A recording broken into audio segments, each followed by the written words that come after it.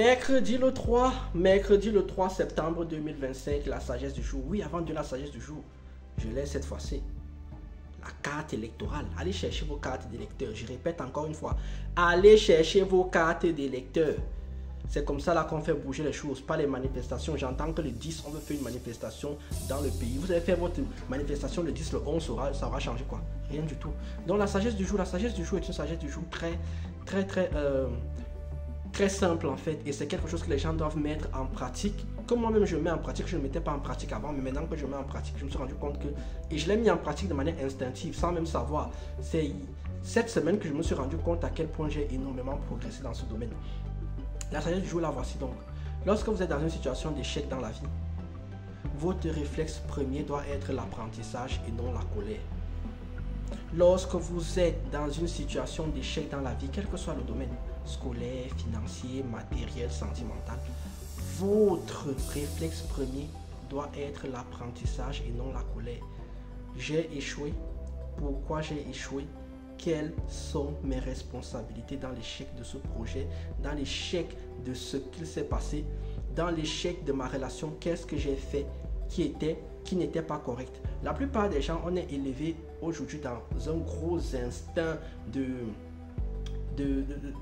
d'impérialisme personnel, d'égoïsme et d'égocentrisme, au point où on ne se remet jamais en question sur les échecs. Beaucoup de nos échecs sont par exemple dus à de la négligence. Beaucoup de nos échecs sont dus à un manque de sérieux. Beaucoup de nos échecs sont dus, pas forcément manque de sérieux, à un manque de vigilance. Beaucoup de nos échecs sont liés à un manque d'implication. Beaucoup de nos échecs sont liés à, par exemple, une absence de recherche par rapport aux choses. Généralement, quand vous échouez, pourquoi vous avez échoué. Et dans 50% des cas, vous êtes responsable. C'est-à-dire qu'il y avait 50% de chances en fait que vous évitiez le problème. Donc, il faut toujours être dans une situation où vous allez vous remettre en question, dans une situation où vous allez pouvoir aller chercher les raisons de votre échec sans vous flageller, sans partir, sans vous dire oui, je suis une grosse bille, blablabla. Bla, bla, bla. Non, j'échoue tout le temps. Si vous échouez tout le temps aussi, c'est que vous réussissez également tout le temps. Si vous êtes encore en vie, c'est que quelque part vous réussissez. Je l'ai toujours dit, si j'ai une sagesse du jour, c'est en disant que la vie est une réussite tous les jours. Parce que personne n'est garanti du lendemain. Donc si vous êtes en vie, c'est que vous êtes déjà dans la réussite. Ça va être une sagesse du jour que je vais encore mettre. Donc, remettez-vous en question pourquoi vous avez échoué, corrigez, rectifiez et allez de l'avant. Toujours. Ça ne veut pas dire que quand vous allez corriger, rectifier, ça va marcher. Même si ça échoue, ça va marcher différemment. Ça va échouer différemment et ce sera déjà une réussite.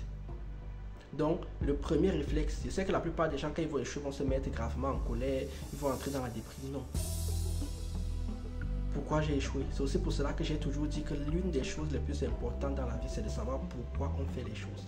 Plus vous allez savoir pourquoi vous faites les choses, et plus les choses seront faciles à gérer derrière. Les échecs, la réussite, parce que même la réussite, il faut la gérer. Sur ce, qu'est-ce que je vais vous dire? Je vais vous dire tchuss et à demain. Et n'oubliez pas, allez chercher vos cartes d'électeurs. Laissez-nous les histoires du 10 septembre, je ne sais pas où là. Arrêtez ça. Tchuss!